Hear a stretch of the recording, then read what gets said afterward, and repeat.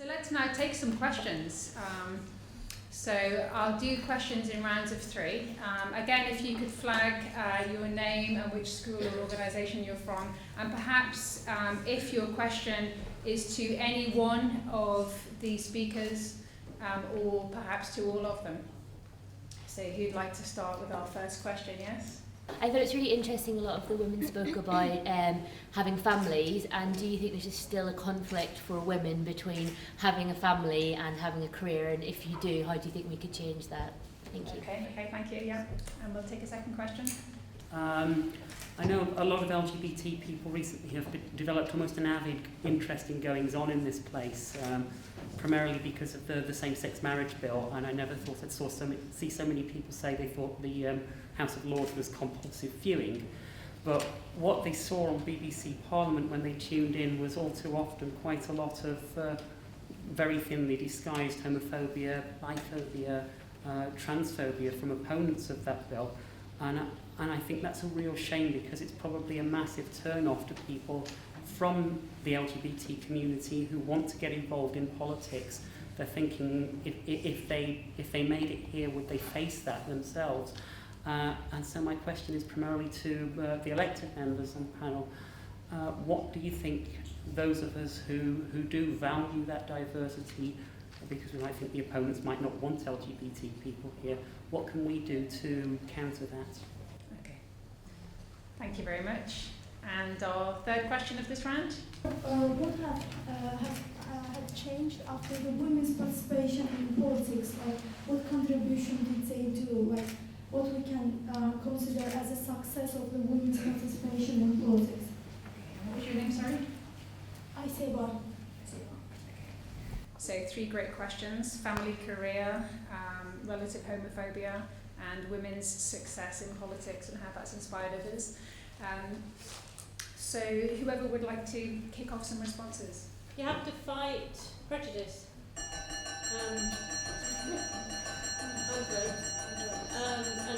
yeah, your life's not your own in this place. We're going to have to go and vote. You have to fight prejudice, and one of the most powerful ways of doing that is by being an example in front of people. So it's much harder for somebody to have a very prejudiced view of LGBT people if there are LGBT people who are out arguing the case in front of them. It's much easier if you're hidden away and nobody knows anyone who's LGBT. So one of the most powerful things you can do is say, we're here, we deserve to be treated as human beings, and we don't want to listen to some of the rubbish that we've heard over the last 10, 15 years as we've made LGBT rights on the statute book, not only equal marriage but everything we did before. We've got equal rights for LGBT people.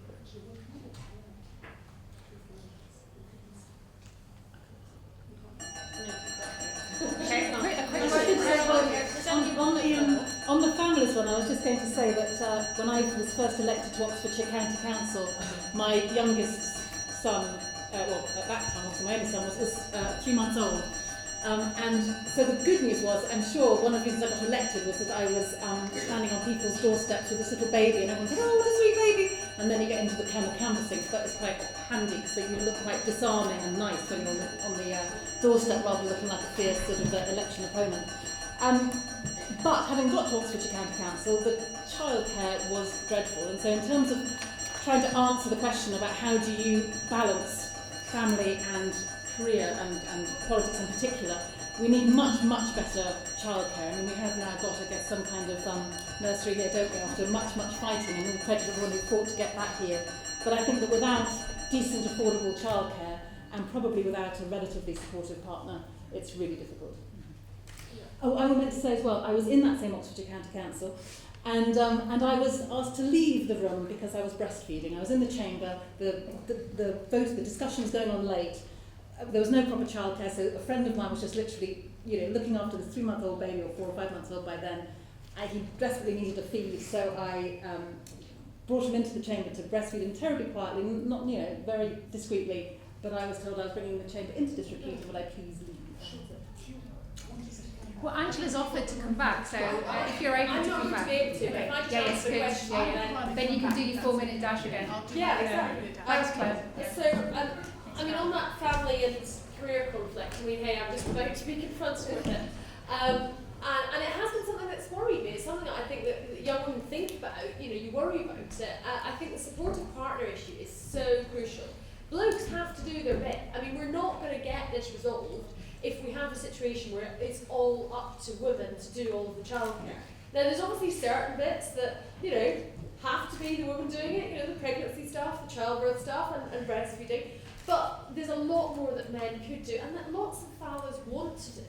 So some of the things we're doing is changing the rules to allow mums and dads to choose how they split maternity leave after baby's born, rather than saying it's just up to the woman to do that. And I think it's really important that we achieve that cultural change, and it won't happen overnight, but it's vital.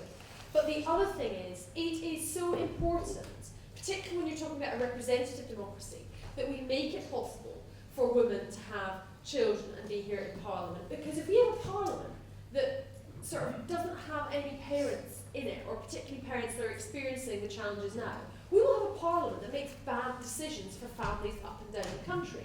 And that's why it's really, really important from a representative point of view that we do enable people to do their job as an MP and to do their job as a parent. And things like the creche, which opened just 3 years ago, are a really important development. Things are getting better, but I will soon be putting it to the test.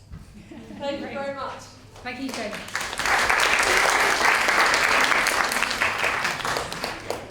So I think you just have to work really hard at it. I think also the trouble is you can end up feeling a bit guilty, because you feel guilty when you're at home about the kids and the fact that you're working late and you're not home. And then you can feel guilty at work because you are at home and you know you feel you should be at work. And I just think you have to decide you're not going to do that. I think flexible working hours help, and you know the civil service we have quite good at things like that. And I think men are beginning to take more of a role in bringing up their kids. I noticed it at work. Some of the younger members of staff or men take time off when their kids are sick, and I just think as an employer you have to be, you have to understand that and try and be flexible in the way that you respond. But I still think you end up, although I think you can have supportive partners, and mine is supportive, I still think women often still end up carrying quite a load. So you can have both, but you have to really work quite hard. Great, thank you, Helen. So our MPs, I think with the exception of Joe, they will aim to come back after they've voted, so we can keep the questions rolling if there's a next wave of questions, and Helen will try not to put you on the spot too much. Yeah? Hi, thank you. My name is Anna. I'm with the Three Faiths Forum. And you spoke about how women can hold themselves back. I want to ask you if you could expound on that. And I also want to ask if you notice ways in which women hold each other back. And if you could, any problems you see in inter-women relations. That's a great question. Thank you very much. Is there a second question? Speaking of barriers, do you think students from areas of high level of poverty have a fair chance of getting into university? Okay. So that's it. What was your name, sorry? Tolu. So about whether poverty levels influence then educational attainment at university, isn't it? Helen, are you happy to respond to those questions? I'll have a go, and then maybe we could try them out on Yeah, of course, the yeah. panel members when they come back. I mean, I think what I meant about women holding themselves back, it's about the kind of self-belief and the confidence. Now, clearly we've got sort of panel members today who haven't sort of held themselves back in any way, and they're all very kind of articulate and confident women, and it's great to see. But I don't think that's true for all women, and sometimes I think we're not necessarily as good at putting ourselves forward, or we let other people go ahead of us. And sometimes I think we need a bit more encouragement. And I say that was certainly true for me. I don't think I would have progressed as far in my career as I have if I hadn't had the encouragement to think I could go further than maybe I thought I could. So I think that's quite important. I don't know about women holding each other back. I suppose there is the kind of, well, I made it to the top, so why can't you? You know, I suppose there is sometimes a bit of that. But actually, I've found other senior women are generally quite supportive of each other because they know the pressures that you face and they know some of the barriers that you've had to overcome. I don't know what it's like in the house. I could paraphrase the question, should I? Do you want me to play them back? Yeah, so Claire, I'll catch you up. So well done for coming back so speedily. I don't know how you did that. So first question was about women can hold themselves back, whether you've got any experience of that, and whether women can hold each other back. Second was about girls do better in school but not in the workplace. So what's all that about? And the third was about whether poverty levels influence university registration. Thank you. Can I have a go at the children question? That's very sensible. I think it's Jenny at the back, is it? Because, look, who here wants to have babies? Right? Right. Most of us at some point, you don't. Most of you might think somewhere down the line, you've seen you read Mr. Right and read Mr. Wrong, you might want to have kids. Who here wants to have a career? Right, so this is the challenge, that there is a biological challenge, and of course many women choose to remain childless or can't have children, and that's a completely decision to be supported by later. But most of us do face this horrible biological challenge, and I think that answers the question as to why women do so well in school and university, and often actually very much so in the workplace until they reach their childbearing years, because I tell you it is incredibly difficult, and I don't mean to put you off, and we can look for all sorts of ways to make it easier. Childcare clearly is important. We are doing more to try and make childcare more affordable, more accessible. But it is a biological fact, and I know that 1 in 6 parents now, stay-at-home parents now is a dad, but it is typically the mum who, for whatever reason, wants to take time off with their children. I mean, which is it, your mum or your dad who thinks about what you're doing during your summer holidays? It's your mum, right? Your mum, whatever she might be doing, is also the person who is often running the home, organising the kids. It just sort of comes with the territory. So what do?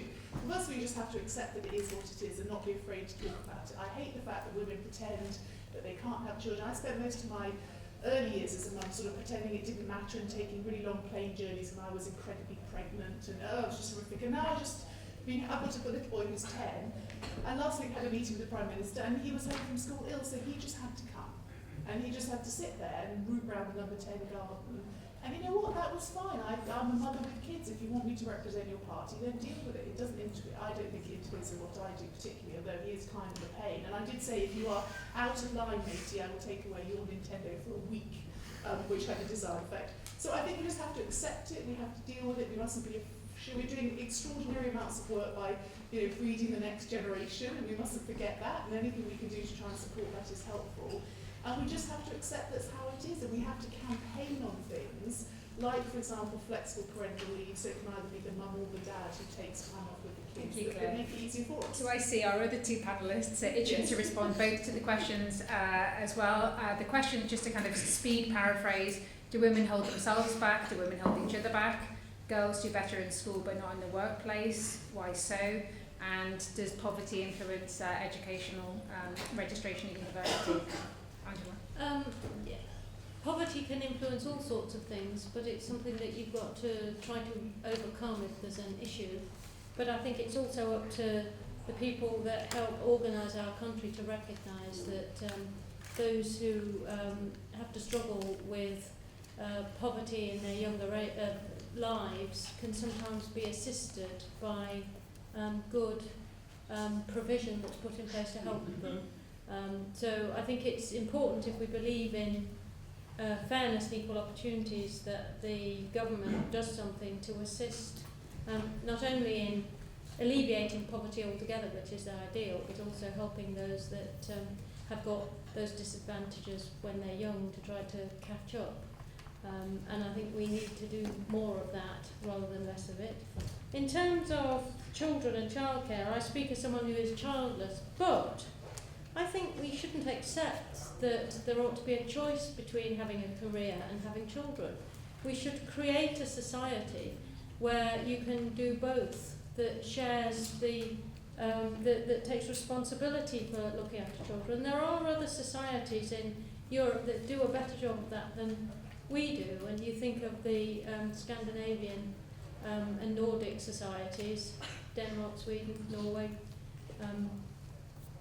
Finland, where women have children and a career, and they look at you askance if you visit them and say that there's this dilemma that women in Britain have. So you can organise societies differently to take account of the biological facts that Claire was talking about. And I firmly believe that if women had had the vote at the same time as men, and if as many women had been involved in politics from the beginning as men were involved in politics, we would have a completely different, far more child-friendly society now than we have.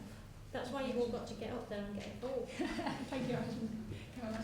It was really just the same point that Yes. Angela made just towards the end there, that Claire said a couple of times that's just the way it is, and I just kind of say that's not the way it needs to be. That's the way we have children. We and have people the children, to accept but the fact that we have children, and actually it's about changing the workplace for us rather than feeling we have to somehow pretend or be different. yes, I suppose what I'm saying is that we have the children, but that doesn't mean to say that we as women have to always be taking the primary caring role. It could have been, I mean, I was very lucky that my partner enabled me to put my career first, if you like, and say he spends a lot of time looking after the kids, and that's great, but it's about making structures and policies such that that can be a genuine choice of the particular man or woman or boy, whatever the makeup is. They can make their own choices about that rather than feeling that it's just always the default position that the woman is always the one who will, take the time off work if the child's ill and so forth. Can I, forgive me, but the idea of do women help or hinder, which I think is really important. I mean, I think I have never felt anything other than really supported as a politician, and actually that goes cross-party as well. I think it's, when there have been tough times, there have been members of opposition parties who've come up and sort of expressed a concern and interest. And I think it's a really old-fashioned thing, the idea that just because you've been successful, you try and stamp on the people who are coming up. We all do better if there are more of us involved. We all do better if we change the system together. And I just think that's something that does carry through, and I certainly don't see any of that in politics at all. I think it's a very good question to ask. Do women hold other women back? There have been occasions when that has happened, and there are some women who are used to older ways of doing things that feel a bit threatened by women's horizons being able to expand, by all of you wanting a career. In the 1950s in our country, when women got married, if they were teachers, they had to give up their jobs. So I think the way for society to make progress, the way for society to use the talents of all of its population, and that includes the women in its population, is to make cultural change in that way, and to be supportive and have solidarity rather than one group of women feeling somehow threatened that there are advances for younger women. And so my answer is yes, unfortunately you do see that happening sometimes, but you have to try to counter it, and the best way forwards is if we work together. Thank you. So we have just less than 5 minutes left to hear from our cross-sector expert panel. I can see there's one question from the gentleman in the grey tie and the gentleman in the burgundy tie. All the men are coming out now. Thank you. This is Said Rahman, Vice President Education of London Metropolitan University, Swinson. As there are a panel, in the panel is women, the question is to you. Women's engagement or position in the politics or civil service is probably increasing, but not in the judiciary, because as of now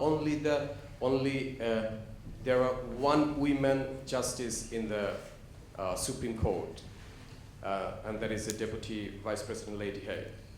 So what is your views on this, and how can this be improved? Thank you. What was your name, sorry? Said. Said, okay. And the gentleman in the burgundy tie? Hi, my name is Samir Gulati. I used to work at the Global Poverty Project, an international NGO. One of the campaigns that I was really sort of passionate about, and something which struck a chord with me, was the idea that how can we as a global society move forward when 50% or so are left behind. And so in some sense, from perhaps a more international perspective, I wondered, just from the panel, what you thought the reasons were that some countries, for example, such as Argentina and Germany, which have managed to really push female engagement within politics, have done so well, whereas perhaps the minority representation in the UK isn't perhaps where it could be, certainly with regards to certain minority populations within politics. And lessons from around the world, yeah? Yes. Thank you. And our final question. My question is, I often feel that as young people should be recommended to get into politics, to get our voice heard. But how exactly do you get into that political process? Okay. So we have 4 minutes left and 4 panellists. So I'll leave it up to you. Yeah, 1 minute each. Sorry to put you under pressure, guys. If anybody would like to kick off, I guess it was a question about the civil service and the judiciary that could be relevant for you, Helen.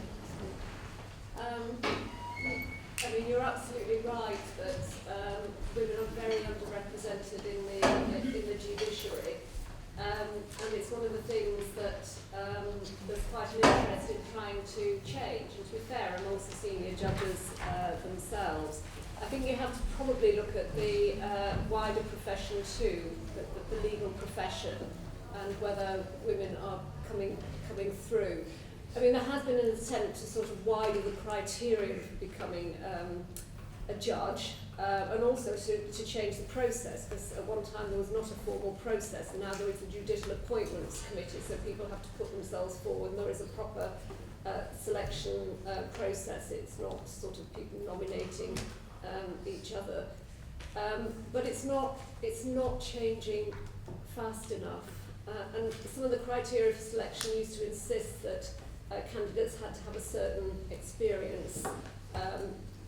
People were not allowed in necessarily with an academic background, although I think they would have been equally as good. That is changing a bit, but I agree, it's still far from great. Thank you, Helen.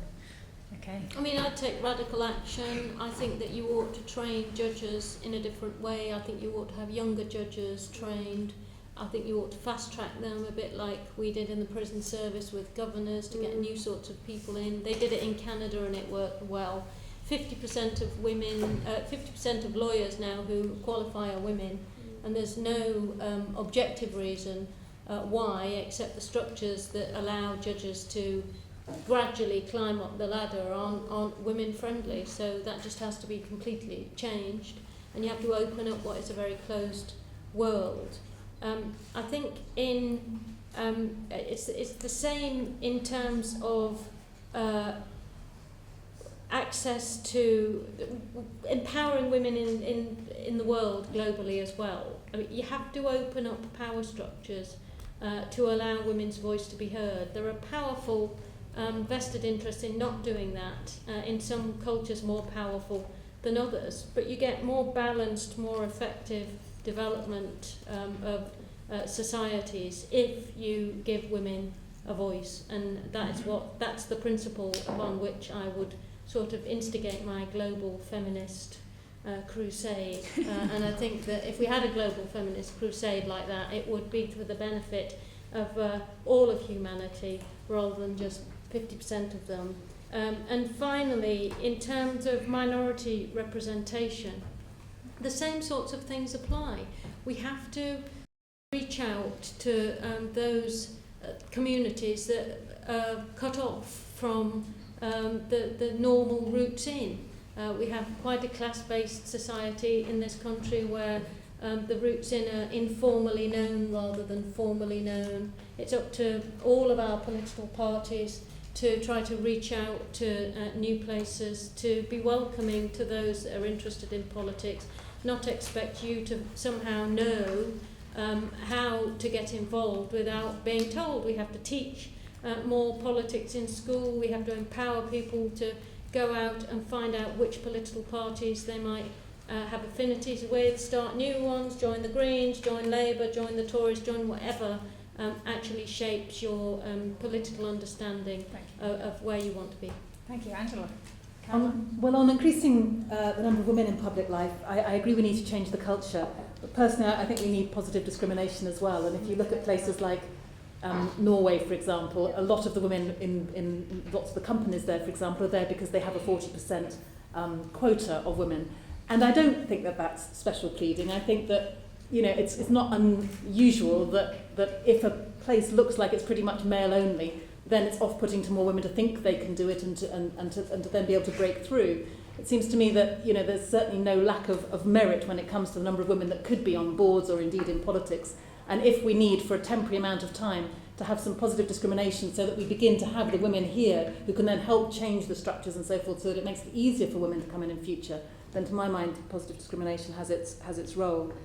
In terms of how do you get involved in politics in the first place, I agree that we need to be making more overtures to you rather than just expecting you to work out how to find the local party representatives of the different parties. And most people would come in at that local level. But it does seem to me that things like voting age coming down to 16 would be a way of ensuring that there is more of a political discourse going on in schools up and down the country. I mean, it sounds probably like at the schools and colleges that you're at, you know, that's happening, which is brilliant, but there are many when it's still not happening. So if we could start that political engagement younger and involve, to my mind, reducing the voting age to 16, then we might just be able to get people at a younger age and let them know how they can get more involved.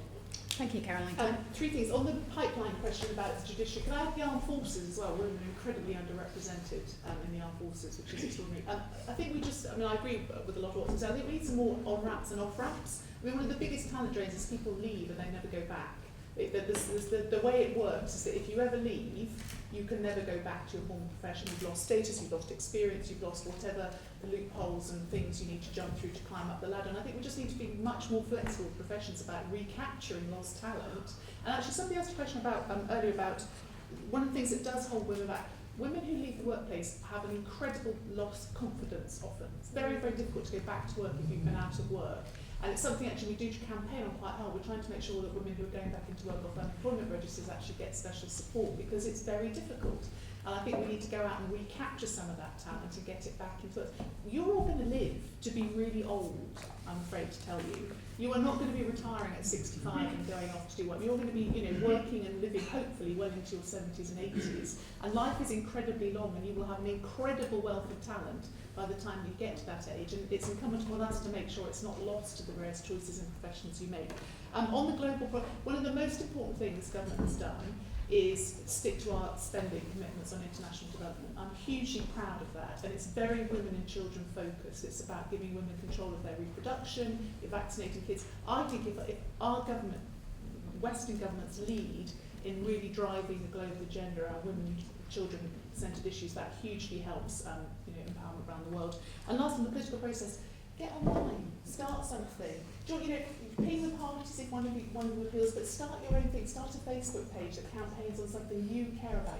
Think of all the brilliant words today: voice, determination, inspiration, duty. Start a movement for young women who want to have those qualities, and start to campaign on things. Politics is, Caroline's right. Politics is changing away from the big old parties kind of slugging it out and focus much more now on micro issues. If you get a petition of 100,000 signatures, it gets automatically put to the Backbench Business Committee, and many of it, or several of those things, get debated now on the floor of the House. You probably have 100,000 contacts out there, all collectively, or between you via your Facebook and your Tumblr account. So get involved and start to shape politics a little bit how you want it, and campaign on the issues that are important to you. And the power of the internet is that you can do that now at no cost and with maximum effort. Thank you, Claire. Thank you.